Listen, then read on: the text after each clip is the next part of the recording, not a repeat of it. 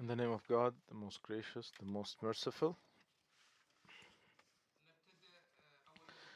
I would like to begin by thanking the Arab Center for Research and Policy Studies for for organizing this forum. In this session, we are going to discuss the impact of the Ukraine crisis on food security in the Gulf. Of course, we all know that bread is a weapon in the hands of people who control it as a result of this crisis in Ukraine. This has proven true. Not only oil or conventional weapons are used, but even bread has become a weapon. What alleviates the repercussions when it comes to food in the Gulf is that policy makers were aware, and this is why they invested in 40 countries in 5 continents through 100 companies. We have agricultural projects in India, Pakistan, Argentina, wheat, rice, different vegetables. So this is actually something promising. And the Ukrainian crisis, the Ukrainian wheat crisis in particular, is not the first. As a matter of fact, there was a crisis in 2010, but it was not as hard as this current crisis. The definition of world war used to be by the number of participants, but now some people are talking about the number of damaged parties. So now we can consider that many of the world countries actually were damaged because of the repercussions of this crisis and the war in Ukraine. There are some challenges for Gulf countries in order to overcome these challenges, and I hope that this war is not going to extend even furthermore, but I think that we were capable of overcoming some challenges through some measures in the Gulf. In order to highlight the repercussions of the crisis and the regional competition, and taking the angle of the Gulf state countries, we will have two esteemed guests to talk about this topic. My first guest is online, joining us online. Hello, Anna Maria.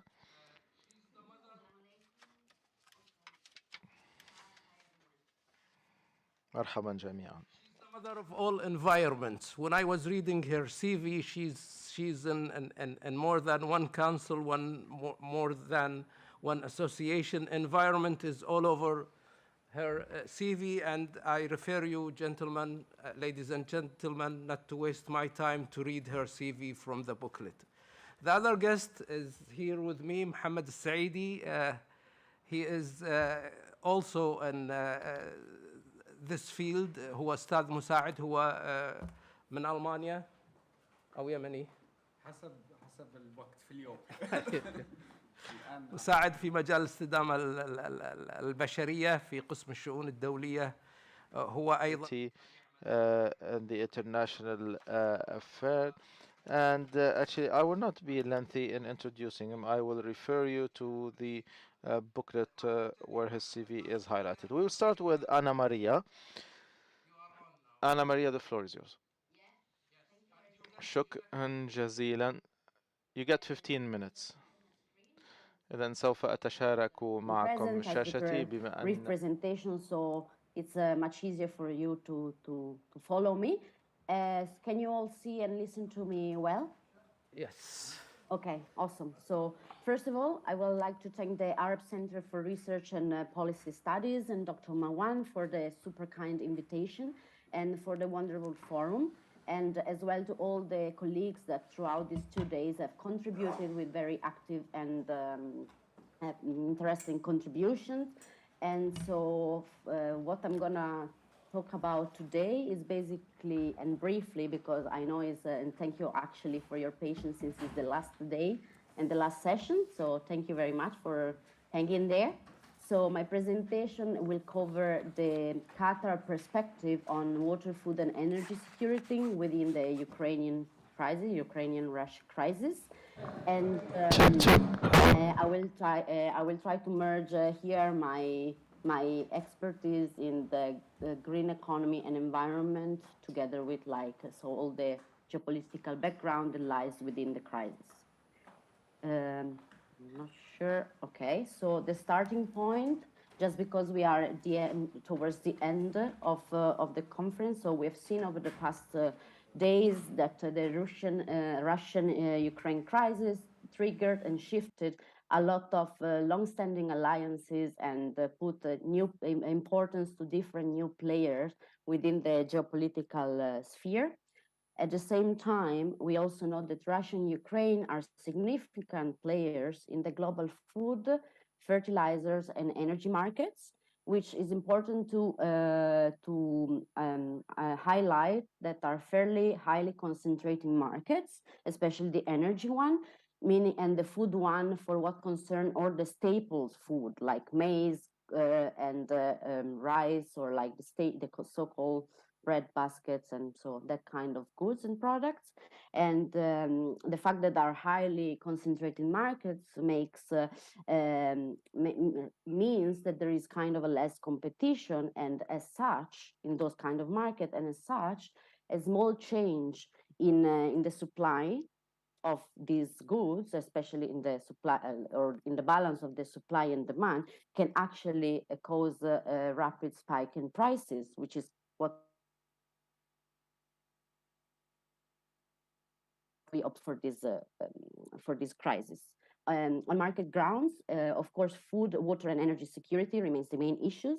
And when I talk about food and water, I actually would like to point out that for me, it's impossible to disentangle these two topics, these two main issue from the sustainability issues that are actually of global importance right now because they are directly linked to climate change. Of course, we have observed, thanks to the contribution of our esteemed colleague, that GCC as a whole, and of course Qatar included, had a very fairly cautious approach to the crisis. As I mentioned, exactly, the sustainability issues for me remains one of the most pressing and important issue that often, because of the nature of these exogenous shocks, remained a little bit on a side and mm, happen to be postponed in the political agenda because crises like this points out that other team are more urgent to resolve, but especially for what concern the Gulf and the Middle East in general, like Middle East and North Africa region in general, food, energy diversification, and the water issues are sustainability issues, and as such, they should be always present in the agenda and in the solution and mitigation policy responses for this crisis when this crisis happens. Uh, so I started to answer the question how the Ukraine crisis affected food security in the Gulf, going one level deeper. So looking at replying to this question from the perspective of Qatar, because actually in Qatar, because of the blockade, and which someone in the in Education City once defined as a blessing in disguise, helped Qatar to expand a lot its know-how, expertise, and also its capability, not just in terms of diplomatic relations, as we may know fairly well, but also for what concern all the environmental and food and water security issues. And basically the solution that Qatar put in place to overcome the blockade also helped Qatar to strive through the COVID pandemic, which hit in early 2020. Of course, because of the new geopolitical situation that is kind of forming, especially for what concerns the food, but most of all the energy markets. Of course, I will briefly talk because, I mean, more esteemed colleague than I spoke a lot about Qatar's role and the potential opportunities in these markets. And of course, my last question, I mean, I will try to address the last question, which is what's there from a sustainability perspective, which in my opinion is beyond borders. So it's like it's a transboundary problem, and it is beyond the crisis or shock in general. So again, let me go back on the energy issues, which is one of the focus. Here is a snapshot of what are the more or less. This is taken from IEA, and these are some of the numbers and in a snapshot of what's the Russia capability in terms of energy issues, and of course why it is very relevant, the Russian supply, especially for the European Union, more than of course the Gulf or the MENA region. And what is also very much interesting, if we look at the energy issues of the Russia-Ukraine crisis, is also that compared to the previous crisis in 2014, when the EU put some sanctions on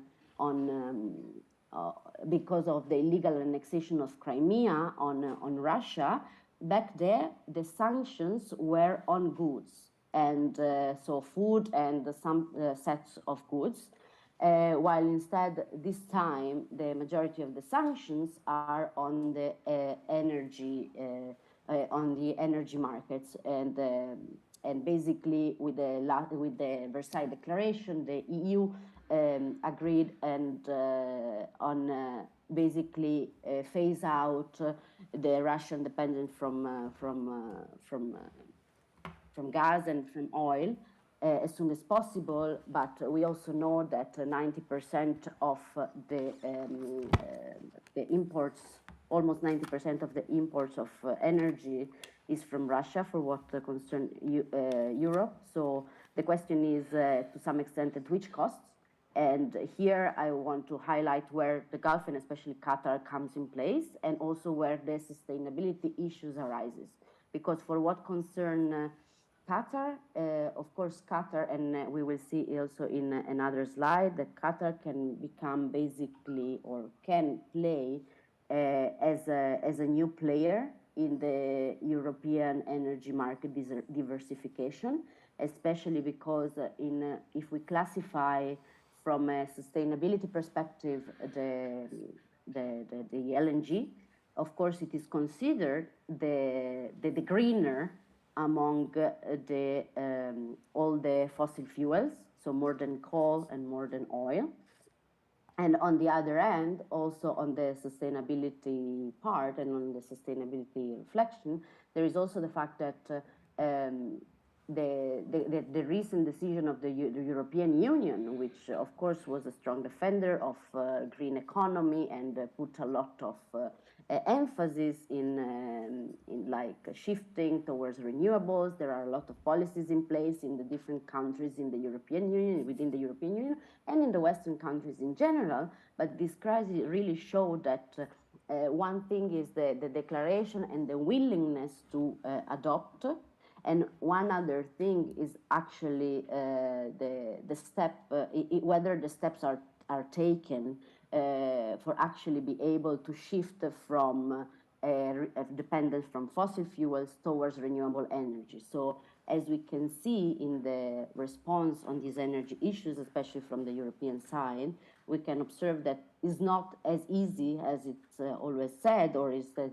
in normal, peaceful time and out of crisis time to claim the necessity to push towards renewable, but then during time of crisis, even countries like Germany declare that they will reopen their coal power plants. They will not close their nuclear plants, and even Enel, which is the equivalent of Carama in Italy, is actually reactivating the coal power plants. So, I mean, there is a big difference between what is declared in terms of sustainability, but then what is there in terms of solution in times of crisis. And for what concerns instead the agri-food and fertilizer issue, here there is a snapshot of basically, again, the fact that there is this last crisis is just one of the last of a decade-long food pricing issue that we can date back to the food crisis in 2008, then triggered the Arab Spring in 2011, and then if we go on for the specific case of Qatar, there was the blockade, and then the COVID pandemic. And so basically, even though we can define these exogenous shocks that to some extent don't last too long, and governments and policymakers are able to rebalance together with international organizations, are able to balance out and decrease again the food prices. At the same time, there is a trend, and every time that there is a food spike, it's not necessarily that when the price drop, they will go back to the previous level or even lower. In fact, even September marked the 5th month by FAO. This is the data from FAO. Even if September was the 5th month in a row where the food prices were fallen again since the crisis. So for the 5th consecutive months, those prices are still 8% higher than a year ago. So it is a standard high, let's say.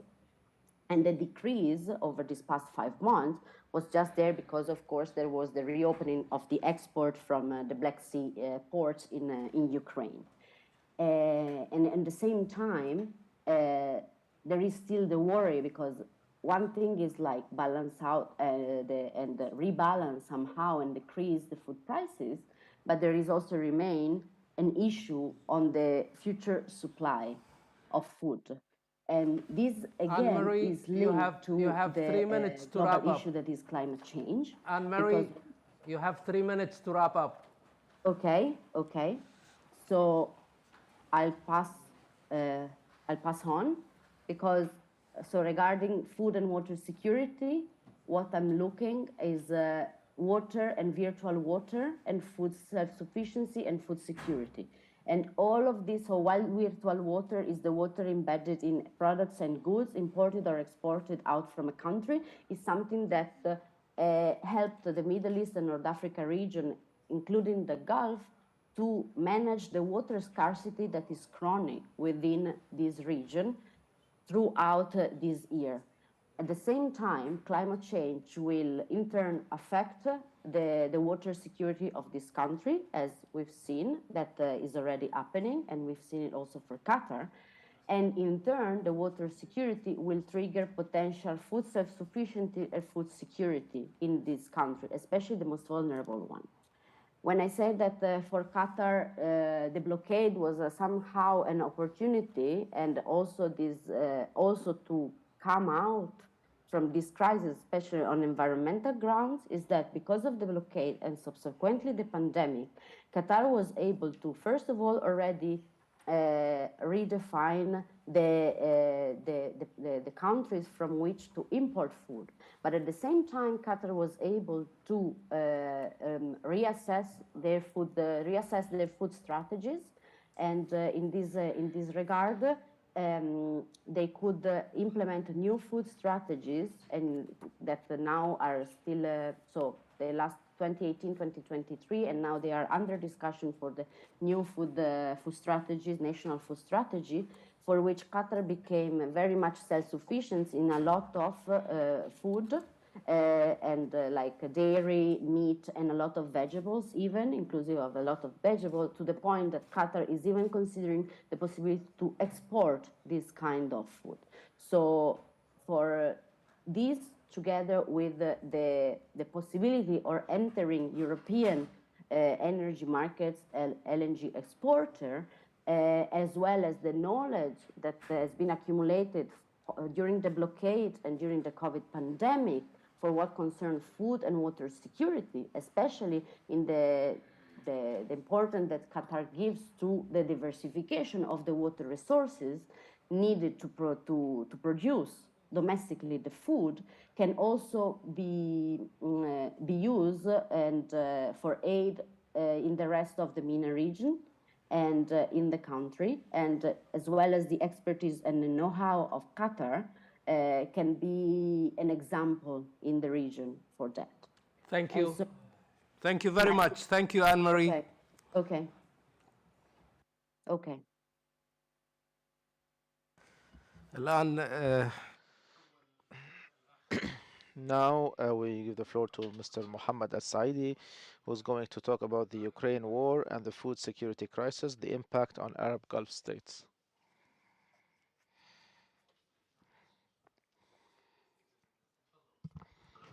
The floor is yours.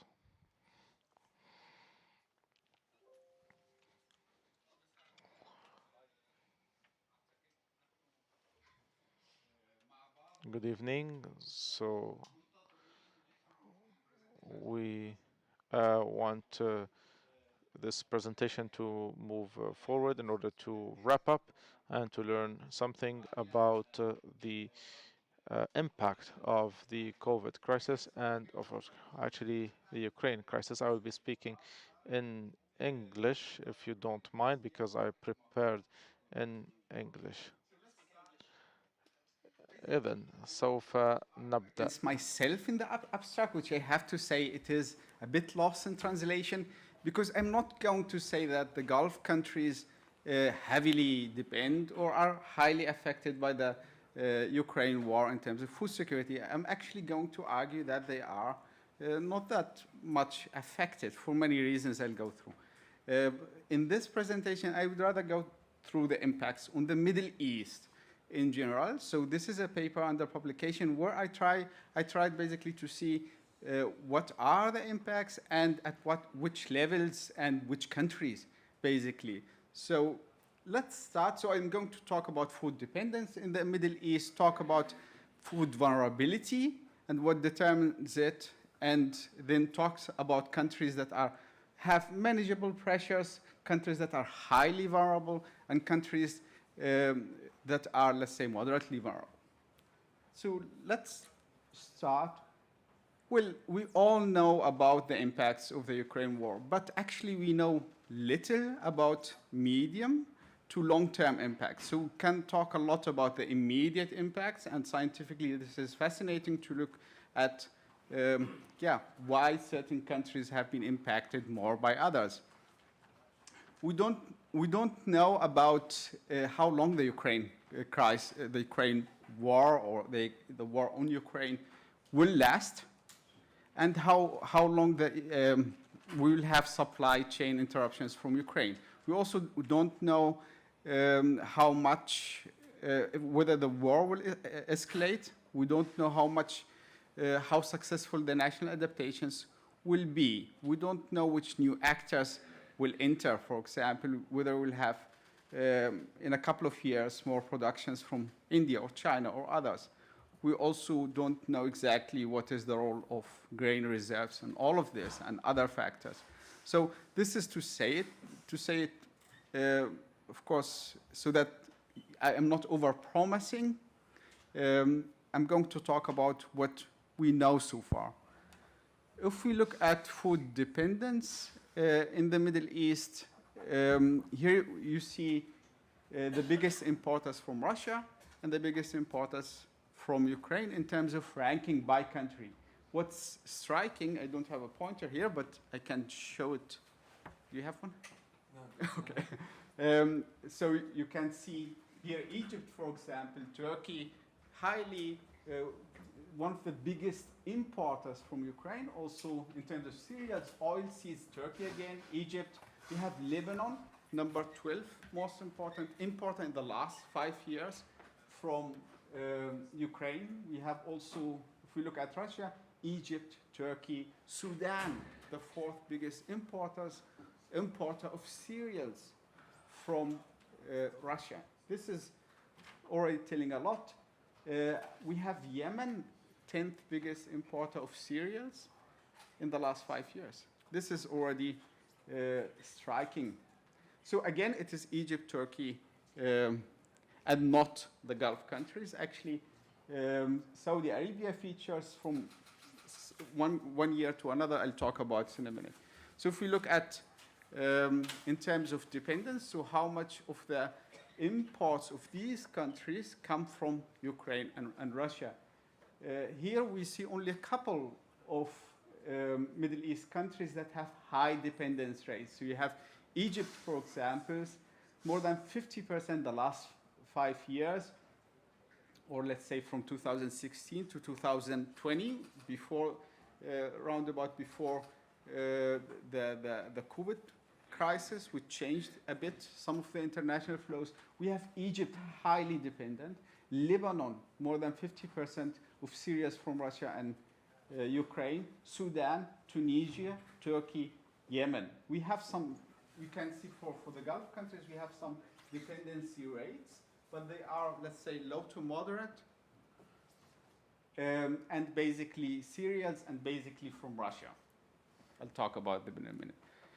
If we look at, so what impacts vulnerability beyond dependence? A country can be dependent, but it depends on the food sector performance of a country. If the country will be affected by the crisis, it depends also on the impacts from the COVID crisis. We will see that there are countries that have been affected badly by the COVID crisis, and now they are more vulnerable to the crisis now, and also to the food policy responses and how countries reacted. There are countries that have not reacted. Yeah, yeah. Yeah, I'd like to point, maybe. Yeah, sorry. Okay. I'll use this to point, like here. So it depends also on aggravators, such as conflicts. You cannot see it here.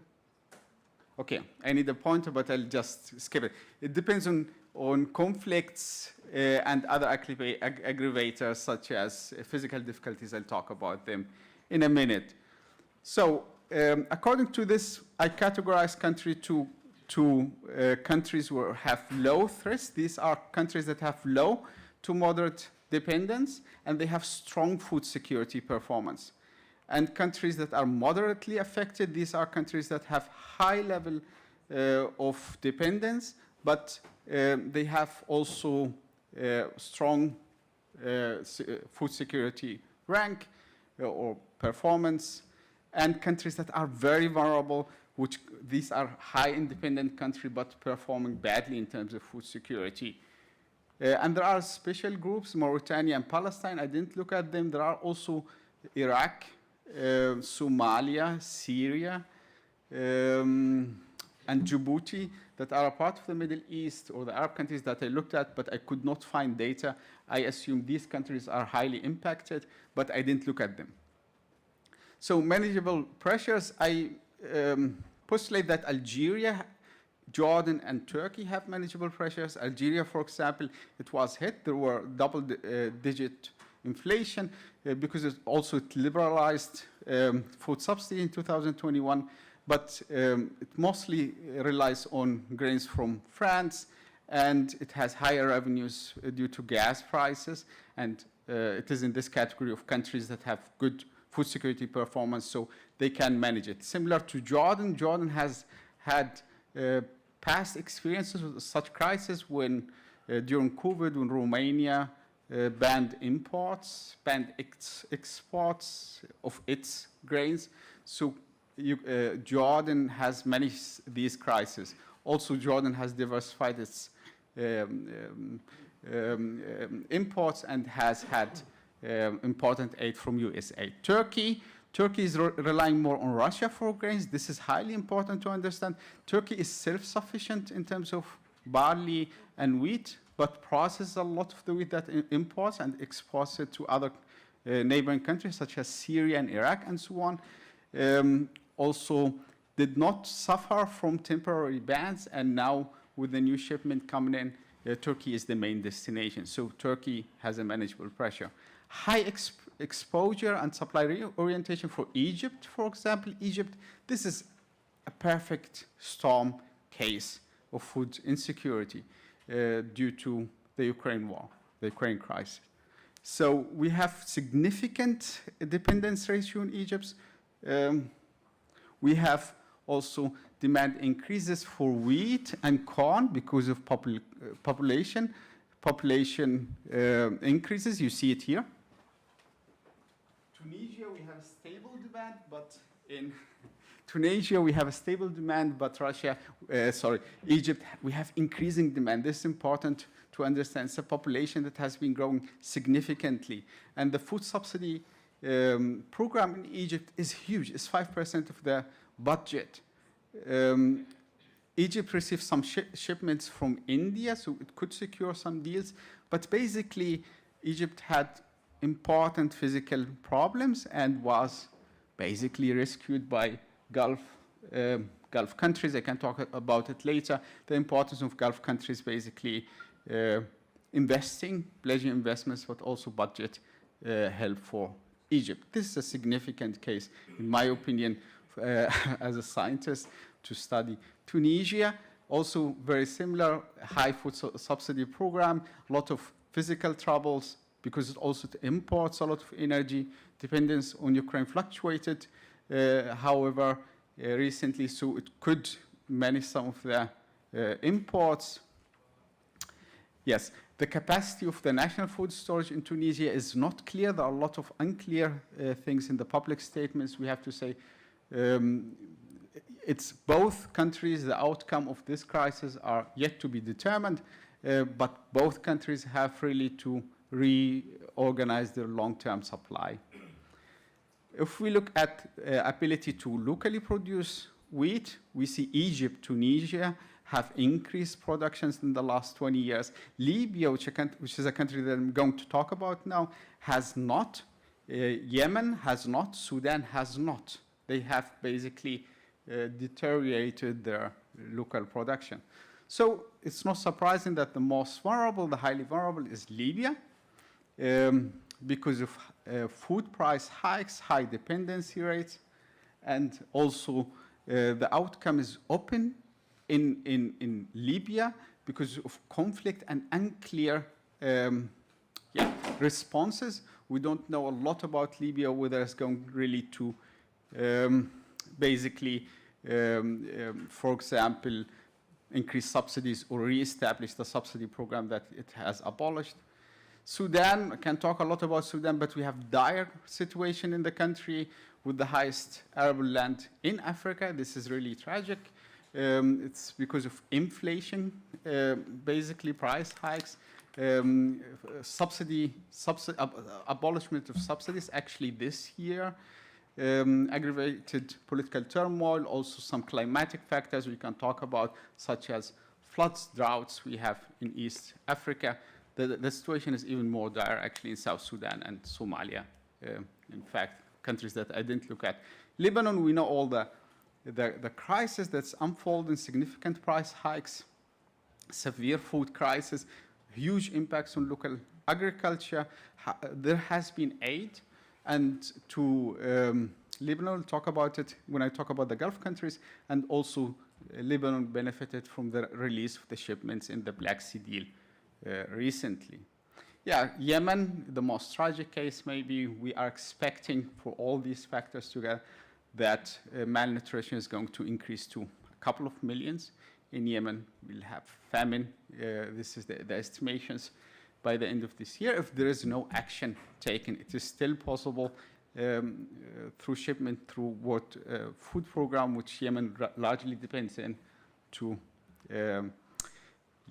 response. Let me talk about the Gulf countries. As I said, the Gulf countries, I think there are generally low rates of dependence. So overall cereal imports largely from Russia. Russia shipments were not affected a lot. They actually, some of them went up during the first months of the crisis. some exposure in the United Arab Emirates, Oman, but largely we have fluctuating dependence. So, and these countries have financial abilities through trade relations, grain reserve to solve this crisis. Actually, the Gulf countries have increased revenues, so and good trade relations with India and China. So some shipments were secured from India. Overseas equities have been mentioned by the moderator. I have 30 seconds. You have no time anymore. Just wrap up. I will. Thank you. You're welcome. Good. This is a strict order. Okay. I was a colonel for 30 years. I know, that's that's why. So I will wrap up. Yes, sir. So provision of physical. So the Gulf countries have provided a lot of aid to Egypt, to Lebanon, to Yemen. This has been important in solving the regional food security crisis. The 16 billion pledged by the Arab Cooperation Group. This is important. So to summarize, these are the lessons I mentioned. Depends on the food subsidy programs that you have, how you manage it, also on your reserves, on political economic stability, on liquidity basically, and also regional cooperation has emerged as really the game changer within this crisis. It remains unclear the long-term future, as I said. That's it. Thank you a lot. That's it. Thank you, Mohammad Saidi.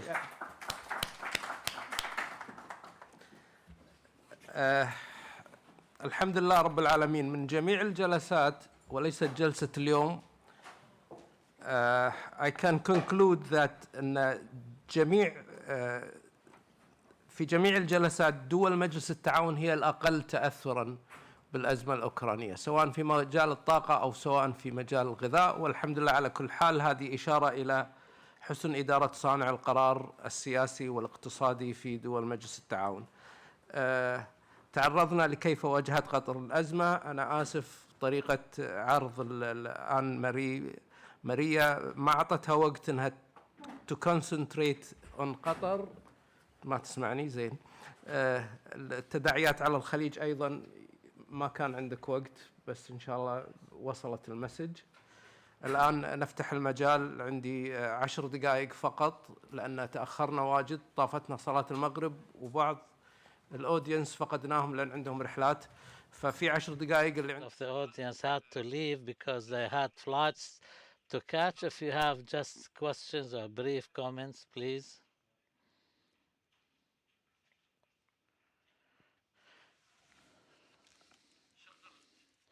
Please switch on your microphone.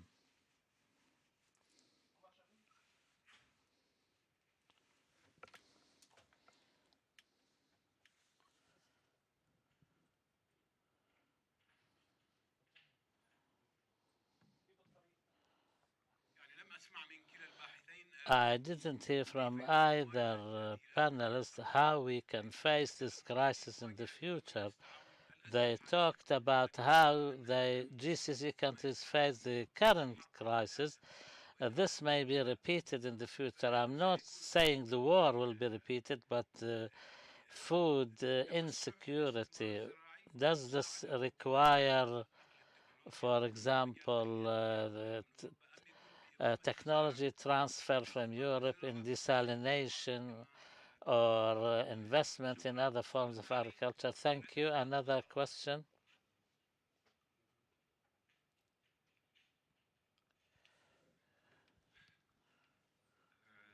It could be rather comment and question also, and I take a liberty to ask kindly moderator as ambassador of Ukraine to extend my I'm a colonel.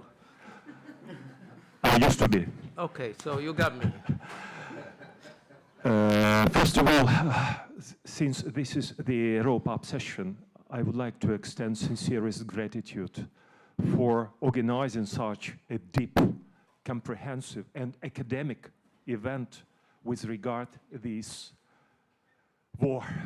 That is why the name Ukrainian crisis hardly could be used. This is a crisis of a human being civilization. Otherwise, we will see the crisis in energy, in food, in security, continuing from each year to year. As far as the food security is concerned, I'm happy to inform you that already 362 bulky vessels were sent from the Ukrainian ports, altogether with 8 million tons of grains, and another 6 right now in the seaport of Ilichivsk or Pivdenne. They are ready for to be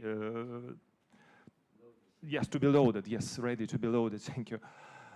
And due to these enormous attempts of Ukraine, it seems to me, and I hope the specialist will confirm, that the sharp character of this emerging crisis was reduced. This is the only example in the world history when and where the fighting and heavy fighting country is doing its best to save the world. We were talking about the Russian export. I would like you to know that at least 1/3 of that right now is the stolen grain from Ukraine, which is in the blood of the Ukrainian people. And I would like to take the opportunity of this high platform to appeal not to buy this bloody grain. We will continue to support the world with the domestic products. We will continue to fight till the victory. We will never surrender. One more time, thank you for all for your attention and comprehensive minds vis-a-vis this war. And I do hope that the next year we will have the conference, the victory of Ukraine and its consequences for the free world. To have a balanced opinion, we were supposed to have somebody to talk about from the Russian side, but I appreciate what you said, and personally, I can thank the Ukrainian people. They were feeding the world during the shelling of their houses and farms.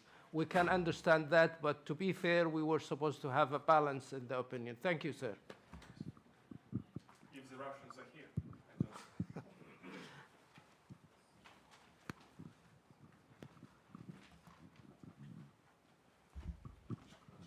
You're welcome, sir. عندي رشيد البزيم من المغرب. A question of Mr. Razwan from Torino. In 2015, experts at the Davos Forum said the biggest problem faced by the Middle East in North Africa is the scarcity of water supplies and the lack of political stability, and therefore some countries like Saudi Arabia reduce their production, agricultural production, to preserve water. I want to ask you, Dr. Annamaria, what can the Gulf countries do to protect their sovereignty when it regards to food security and food production? Last question, please.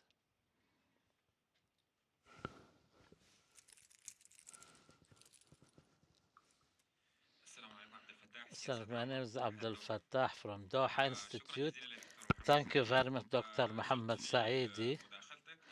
In your intervention, you said that the Sudan is facing a huge problem in food security, not just because of the situation in the Ukraine. The economic and political situations in the Sudan have contributed to this. I think the last rating indicated that half of the Sudan's population are threatened with famine or food insecurity. So what is your question, please? In view of the current political situation, what are the fast steps that can the state take to minimize the current food insecurity? So But she got one question, and that's regarding the water in North Africa. You still with me? Yeah. Yeah, absolutely. I was following. So basically, I can see that question number one, You have what to 3 do minutes? in the future for food crisis, because inshallah not, but you never know if it will 3 happen minutes, again. Anne-Marie. And the question number three, we're similar in the sense that what can be the solution, and in specifically what can the Gulf country do.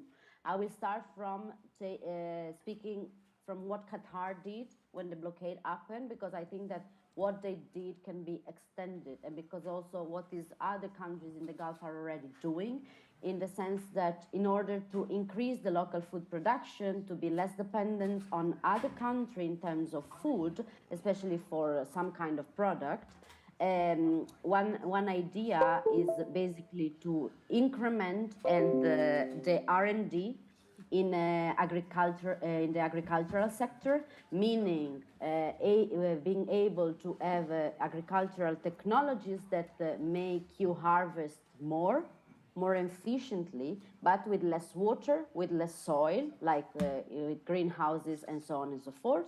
And on the other end, in order to balance and decrease the dependence on the groundwater resources, which are non-renewable for what concerns the Gulf countries, because they are all fossil groundwater for the majority, and they can shift. The idea is to shift towards a different source of water, which can be the treated seawater, treated sewage water, because we've seen that already in Europe there is a lot of crops, or at least, I mean, and even in other places in the Middle East, they are doing trials for some sort of for some vegetables or like food products, to use basically TSE and non-conventional water resources for agriculture.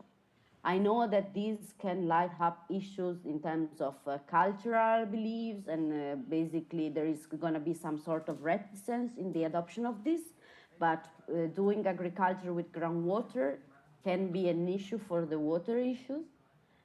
And so in order to ensure self-sufficiency, at least in the Gulf, where there is the financial capability to invest in new technologies that also involves the use of non-conventional water resources, I think personally that is the way to go for the future, because it is also something that is compliant with sustainability imperatives, especially for what concern natural resources management and preservation, especially for the water concern, which are an issue throughout the MENA region. And of course, this depends highly on the financial capabilities of the country. So the Gulf countries are in a better position than other countries in the MENA region, but the know-how can be exported. And one thing that was mentioned was, what should we do? Should we export technology from abroad? I would say that yes, this is the tendency that we've seen until now, especially in the agricultural sector. For example, in Qatar, a lot of technology for greenhouses and agricultural sector is imported from the Netherlands. On the other hand, given the specificity of the Gulf climate and given the specificity of, in general, the Middle East. The question was regarding North Africa. The question. Yeah, in North Africa climate. I think you got 1 minute. You have 1 minute. Yeah, I think that you should focus on developing technologies here, like in this area, because the climate that is here and that the climate that we will observe in the future due to climate change is going to be very peculiar of here. This is also why, for example, in country in the Gulf, we have because the salinity is super high, potentially we have the best technology in terms of desalination that we can export, just because we have the harsh environment. And so because of this, also technology should be kind of tweaked and prepared for this specific climate, more than just imported from abroad. And so that's my Thank you. reply. The question السؤال حول الحلول المستقبلية أو مستقبل And again, what do you think we should do? Well, I think it works well in the Gulf. I mean, it is. I always say it's like you got robbed and you call the police, and the police came immediately in 2 minutes. Would you buy a gun? And this is food. You will always have food security interruptions. The solution is not to grow grains locally. It has been tried, and I think my colleague mentioned it. The impacts on water resources are huge, and really to treat water, to reuse it, to have grains. This is also not. It's not a part of the food security policies in the Gulf. Actually, Qatar says zero grains. The solutions, I think, the ones that have worked, it has worked to have grains, grain reserves. It has worked basically to have good trade relations. Oman, for example, has reserved for 6 months now. Countries in the Gulf have had exemptions from India to buy wheat from them. These things work also to have investments and equities outside. So these things, I think they have worked. Continue like this. The other question was, Your Excellency, Ambassador, the North Africa. North Africa. What was it about? They are facing a problem with water. Yeah, we all in the Gulf face a problem with water. So, but you have to have to import virtual water. You have to import some certain grains. I mean, we used to have grains and we still do in Saudi Arabia, in Egypt. I'm a water expert by education. I really think we should phase out grain production in the Arab world. I mean, it has to be to a certain limit. Egypt imports, I think, needs 12 million ton of wheat. It cannot be produced in Egypt. Maybe a part of it. Egypt is now producing Toshka and so on. Yeah, it could be a part of the portfolio, but food security is about a portfolio of options, and one of them is trade. And one of them are good governance in food security. Let me go to the comment or the question by the ambassador about the importance of Ukraine's shipments in mitigating the crisis. It has been really important now. These shipments from Ukraine, and I think the last statistics I read, 20% of them, they go to the least developed countries, so countries like Yemen and Sudan. These 6 ships will be going to Yemen. To Yemen, exactly. This is a lifeline that really changed a lot in terms of people, life saved, and so on. Even Oman, I think, received a ship, and I think, yeah, they're so absolutely important. Fertilizer prices are going down. There's an optimistic feeling now, and this is thanks to this important deal that is now being jeopardized in the talks. Thank you, and thank you for. I have to wrap up because I got a signal from someone who wanna end up the 7 sessions by saying the final word, and he's the supreme commander of this.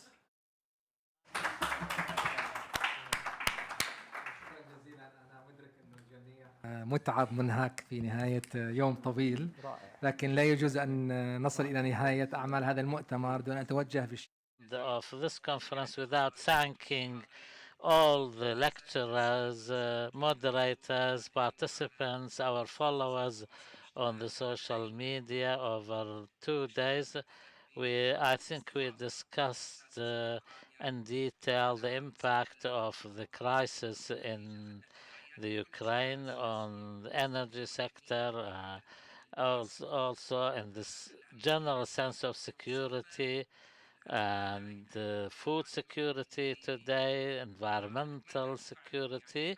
We hope that we understood the aspects of this crisis, and I hope that our understanding is more advanced now, and we look forward to meet you next year with the war in Ukraine ended and peace prevailed, and we forget all about these problems that we've been discussing. Thank you.